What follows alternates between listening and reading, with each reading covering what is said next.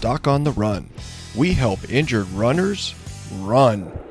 One of the most common injuries that afflicts runners in terms of overtraining injuries is definitely the metatarsal stress fracture. Now, this is where you get, in theory, a very small crack in the bone in the foot. It causes pain, swelling, and so on, and if you keep running on it, it will eventually crack. Well, most runners, when they get a metatarsal stress fracture, will back off their amount of running, sometimes enough to let it to heal, but most people wind up running until it's really achy, really swollen, sometimes even bruised. Then they go to a doctor and they're told they have a metatarsal stress fracture and they need to use a fracture walking boot. Well, the problem is that when you get a metatarsal stress fracture and you want to get back to running, most people go from 0 to 100 and they just basically get out of the fracture walking boot. They're told something ridiculous like use pain as your guide, and then they get re-injured. So you have to remember that the most important goal when you have a stress fracture that's healing and you want to get back to running is to match the healing of the metatarsal bone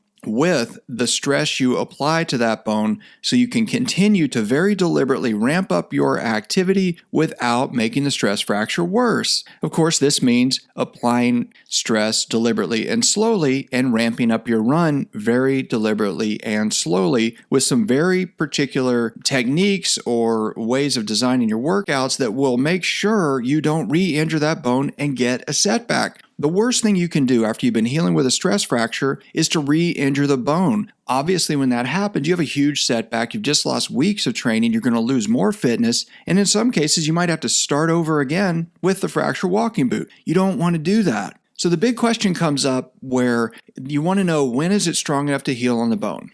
The most conservative doctors will tell you you have to stay in the fracture walking boot for 4 to 6 weeks, and then only when we get an x-ray that shows that the bone has started to heal and we can confirm that it doesn't hurt if you hop on it or something and it looks like it's strong enough and then it seems like it's strong enough based on the combination of seeing the healing on the x-rays and seeing you hop on the foot in the clinic, well, that's when they want to let you run. Well, the truth is that you could have started running long before that in most cases, but the doctor's waiting for some sort of visual confirmation on an x-ray, and then they want you to test it in the office by this thing called the hop test, where you literally hop on the foot to see if it's strong enough to take it. Well, I actually believe that if you are doing the hop test when you are just out of a fracture walking boot or just off of crutches, this is one of the riskiest things you could possibly do to that foot at that time.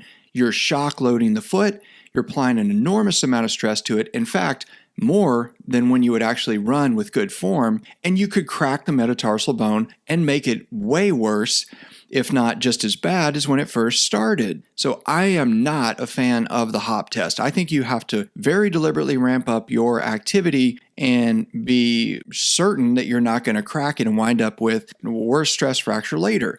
And when you do the hop test straight out of the fracture walking boot, this is actually your highest risk moment. You've been in the boot, you've been immobilized, your ankle and your foot is stiff, so more forces go through it. It actually is more static force and less dynamic force because it is stiff.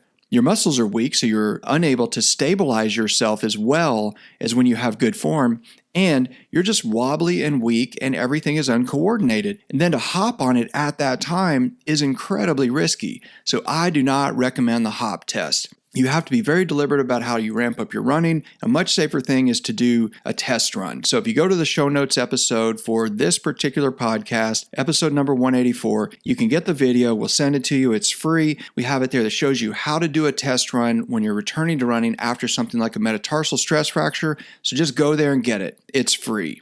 But whatever you do, don't get out of the fracture walking boot and just start hopping on it to see if it's okay. That may put you right back in the fracture walking boot. Doc on the Run. We help injured runners run.